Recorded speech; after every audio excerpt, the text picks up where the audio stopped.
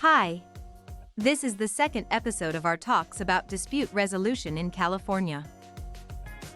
In this episode, our guests Antonio Vela and Lisa Shachne from San Francisco, California, will share their views on arbitration in the USA. They'll explain why arbitration is often a better choice for dispute resolution, the main features of the arbitration proceedings, and how to draft an arbitration clause in the USA. Make sure you follow Legalmondo on LinkedIn and YouTube to stay updated on the next episodes. Lisa and Antonio, hi. In our previous talk, we discussed about the main characteristics of the judicial system in California, and we ended up mentioning as an alternative to litigating in a state court or in a federal court, arbitration. I figured we could start the second episode where we left off. So, why arbitration, Antonio? Well, I'm going to reveal my bias, but I think that arbitration is always preferable to litigation. Courts in the United States, maybe everywhere, but courts tend to be relatively slow. They're very expensive because of the extensive discovery process in both state and federal court. And sometimes they're biased. I mean, the reality of the matter is that, courts of any nation tend to prefer, whether consciously or unconsciously, litigants of the same nation. So to the extent that you have a foreign company, a European company, any other foreign company litigating in the United States, courts often are not the best pitch, the best playing field to be playing on. So arbitration does give you a lot more control over the process. You have a different set of procedural rules. They're streamlined, they're simplified. Some people say they're oversimplified, but frankly, I think they generally work well.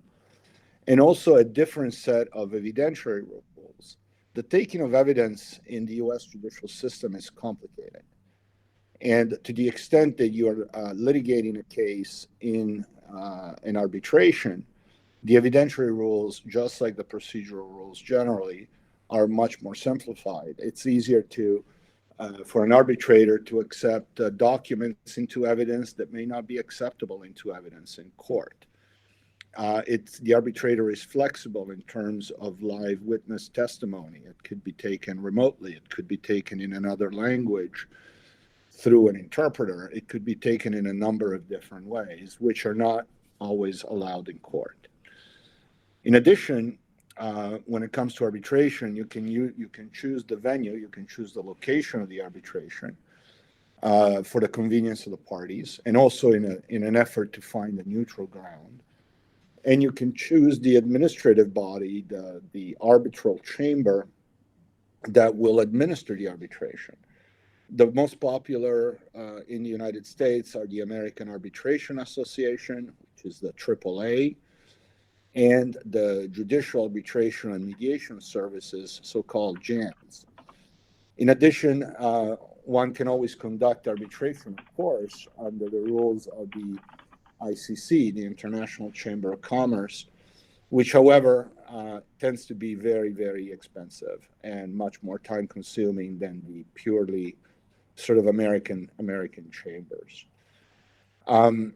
The rules, as I said, are streamlined. You can pretty much read through the AAA commercial arbitration rules in an hour. We're talking about maybe 20 pages total. And that's your procedural environment.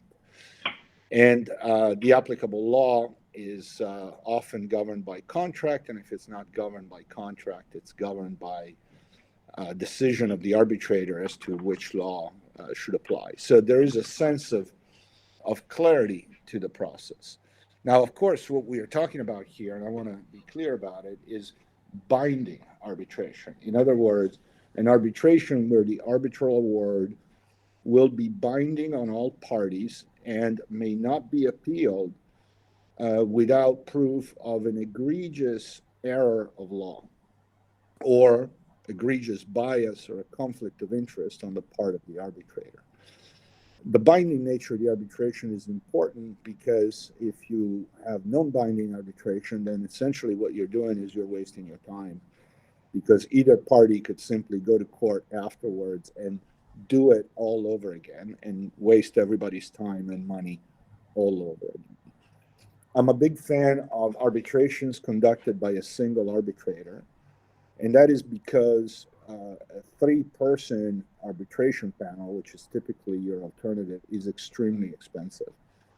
Good arbitrators in large commercial centers in the United States, whether it's San Francisco, Los Angeles, or New York, or Chicago, cost easily $1,000 an hour.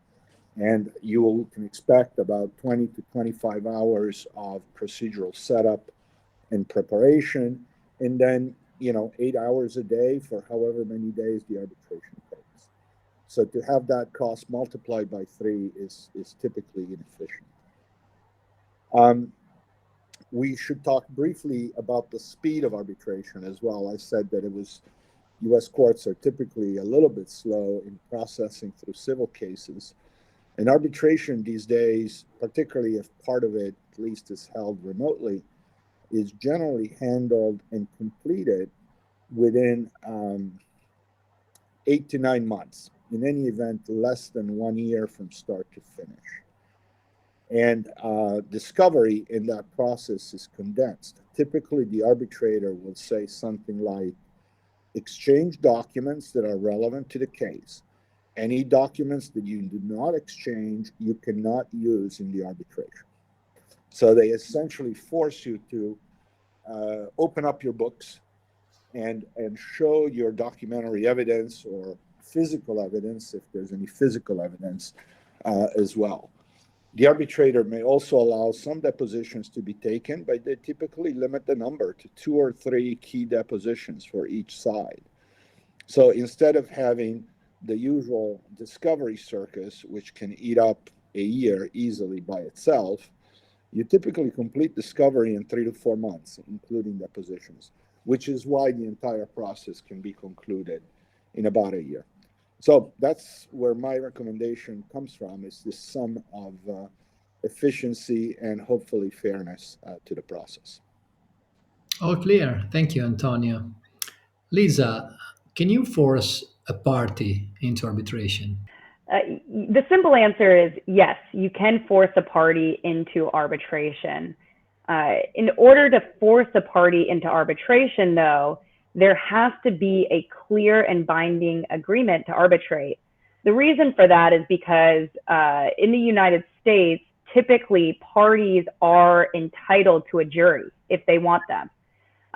In most cases, there are exceptions to that rule, but in most cases, parties are entitled to be judged by a group of their peers. So in order to get out of that, the parties have to agree to do so. And courts can be very strict in how they'll force a party to arbitrate. In other words, how they'll review an arbitration clause. And so it's very important that if you do have an arbitration clause, that it be signed by the parties you want to force to arbitrate. So if that's 2 parties, both parties sign it. If it's more, there are exceptions, but every party really should be part of that binding agreement. You also want to cover certain areas in that arbitration clause. Antonio mentioned some of them. You want to have material terms, and those terms can be, whether the arbitration is mandatory or whether it's optional. As Antonio mentioned, mandatory is really the way to go in an arbitration clause. There's very few circumstances where you want that to be optional. You want to talk about what types of disputes will be arbitrated. Most types of disputes, if included in an arbitration agreement, can be arbitrated. There are, like in everything, there are exceptions to that, and that may vary state to state. But in general, you can arbitrate most disputes if it's governed by an arbitration clause. You want to talk about who will decide whether the arbitration agreement is enforceable. Is it the court that's going to decide, or is it the arbitrator that will decide? You want to talk about the rules and the institution that will govern the arbitration. So is it the AAA? Is it going to be the International Chamber of Commerce? There's plenty of arbitration bodies that oversee disputes, they vary internationally, but in the US, as Antonio mentioned, the typical ones tend to be AAA or JAM. You want to talk about the place of arbitration, the language, the law that will apply, and the number of arbitrators that will be selected. So these clauses can be very specific, and the more specific it's laid out, the less disputes there will be when you get to arbitration. The clause also should be fair and not favor either party. This is particularly important in the consumer context. So if you have a binding arbitration clause, and I know that I mentioned earlier that both parties should sign it, but let's say you have an arbitration clause that's reaching a wide variety of consumers and they can't explicitly sign it, but by going to your website, they agreed to the arbitration clause if they then purchase your product. Your arbitration clause, particularly in that context, must be fair to the consumer. It cannot be entirely one-sided. And so it's very important that in those circumstances, you have an arbitration clause that's fair and that's clear, so that the consumer knows exactly, okay, if I agree to these terms and conditions, I'm going to be bound by this arbitration clause. On a related note, a little bit, not specifically in the context of arbitration, but important, and it's very important that we see with our foreign clients, is that attorney's fees must be included in the contract if you want the winning or the prevailing party to be able to get attorney's fees. Unlike most other legal systems, attorney's fees are not automatic in the US. In other words, the general rule is that each party bears their own costs, their own fees. There are statutory provisions and laws that do provide for attorney's fees to the prevailing party, but those are very specific, and you should assume that they probably won't apply to your case. The reason why you should assume that is because then you should always contract, or you should always provide for attorney's fees in any sort of contract that you have, so that the prevailing party is awarded attorney's fees. Okay, thank you. All clear. Shall we end with a takeaway on this topic, Antonio? Well, again, speed and efficiency of arbitration versus standard court litigation is really the big takeaway for me. There are also other alternative dispute resolution, or ADR, procedures that one can undertake prior to arbitration. And mediation is the most popular, but I know we'll dedicate another short video to that topic very soon. Yep, we will. Lisa, how about you? I mean, as mentioned earlier, include well-drafted arbitration clauses and attorney's fees provisions in contracts, whether it's in a specific contract or it's in your company's terms and conditions. The clauses may need to be tailored to a specific jurisdiction in the United States. So always reach out to an attorney to see if you need to tailor your specific provisions for that state. Okay, thank you both. And I'm really looking forward to continuing our conversation soon. Goodbye. Thanks so much. Thank you, Roberto. Bye-bye. Bye-bye.